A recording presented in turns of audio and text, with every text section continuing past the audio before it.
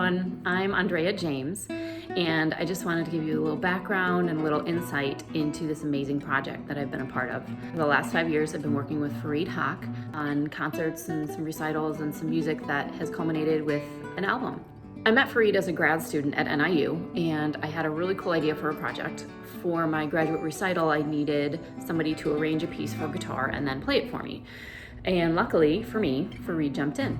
So we actually put together a whole recital of music just for us and performed it in the area, and decided we loved working together so much we wanted to continue and broaden what we were doing. So we stuck with our Spanish set because that was our favorite one, and we built a whole program on just the Spanish music that we loved so much.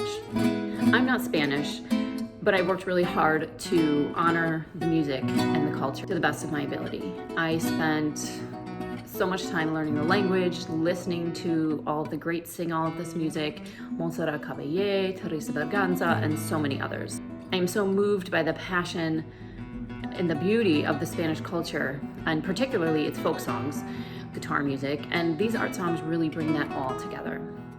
We did a bunch of concerts with this Spanish music and decided we should just record it all.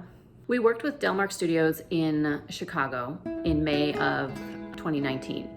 I had been in the studio before for some work, but never a project this big. We spent 2 days fully recording and editing, and then many months listening, and then we went back and did a little bit more editing and re-recording a few months after that. We finally, in mid-February of this year, 2020, got the final mixes and edits and everything mastered. We are so excited to bring this music to you.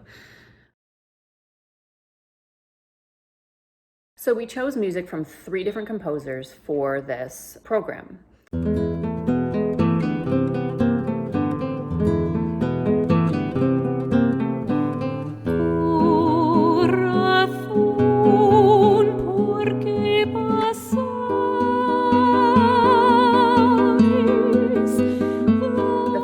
That I want to talk about is a set of 5 pieces by Fernando Obradors.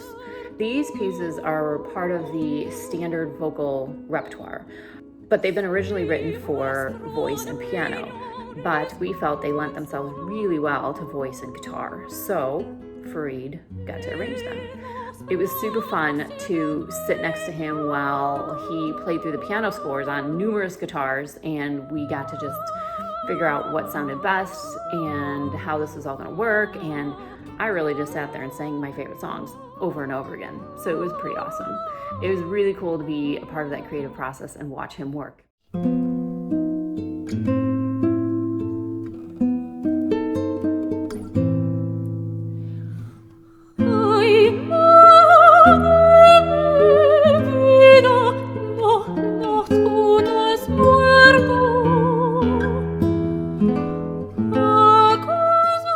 We also did a set by Granados, and these pieces have been arranged for guitar and voice, but we got to do a lot of our own arranging in the process of learning them.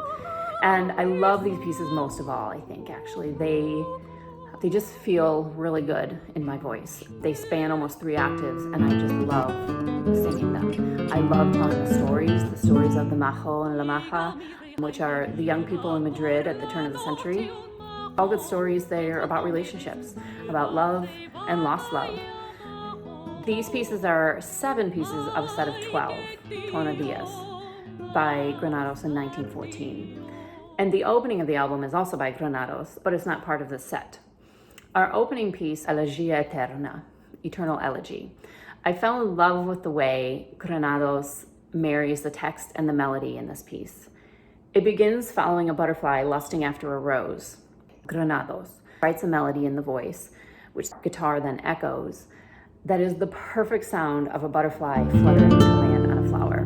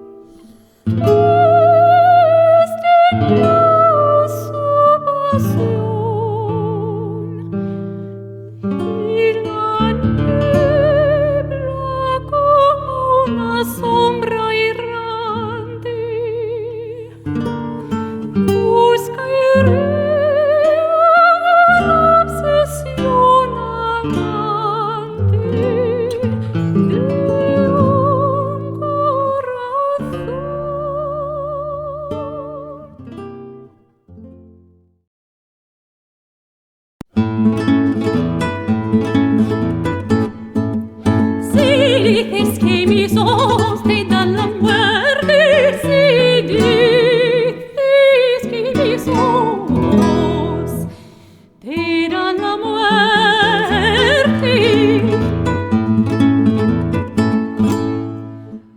We decided to round out the program with a set by Fernando Sor.